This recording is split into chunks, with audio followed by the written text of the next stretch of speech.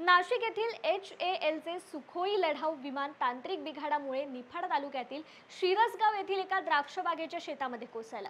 सुदैवाने या दुर्घटनेत पायलट बचावले असून बिघाड झाल्याची बाब लक्षात येताच पायलट विमानातून पॅराशूटद्वारे खाली उतरल्याने किरकोळ जखमी झालेत। दिंडोरी लोकसभेचे नवनिर्वाचित खासदार भास्कर भगरे यांनी घटनास्थळी भेट देत झालेल्या दुर्घटनेची पाहणी केली आहे। यावेळी त्यांनी शेतीची नुकसान भरपाई देण्याचा प्रयत्न करू असं आश्वासन शेतकऱ्याला दिलंय।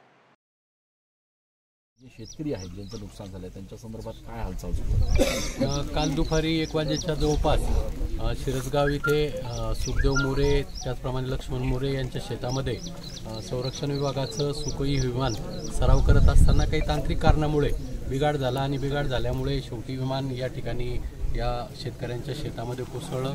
इकडून पूर्वेकडून आपण बघतोय की या पश्चिमेकडे हे विमान या ठिकाणी क्रॅश झालं आणि क्रॅश झाल्यामुळे शेताचं प्रचंड नुकसान, म्हणजे द्राक्ष शेती आहे किंवा इथं टोमॅटोची लागवड करण्यासाठी क्षेत्र तयार केलेलं आहे, विहीर आहे, बोरवेल आहे, याचं नुकसान झालेलं आहे आणि त्याचबरोबर शेतीचं नुकसान झालेलं आहे। परंतु जीवितहानी झाली नाही ही आपल्या सगळ्यांच्या दृष्टीने, कारण पायलट हे पॅराशूटच्या साहाय्याने बिचारे त्यांचे प्राण, परंतु एकाला मला वाटतं गंभीर दुखापत आहे आणि दुपारची वेळ असल्यामुळे शेतामध्ये काम करणारे मजूर बाजूला गेल्यामुळे जीवितहानी हा प्रकार झाला नाही, परंतु शेतकऱ्यांचं नुकसान झालेलं आहे। तर मी आत्ताच मगाशी तहसीलदारांशी बोललो, कलेक्टर साहेबांशी बोलून या संदर्भात ताबडतोब जे काय करायचे कारवाई करण्या या नुकसानीच्या बाबतीमध्ये ती करण्यासाठी त्यांना सूचना करून आणि मदत कोणी करायची त्याच्यापेक्षा शेतकऱ्याला लवकर मदत झाली पाहिजे।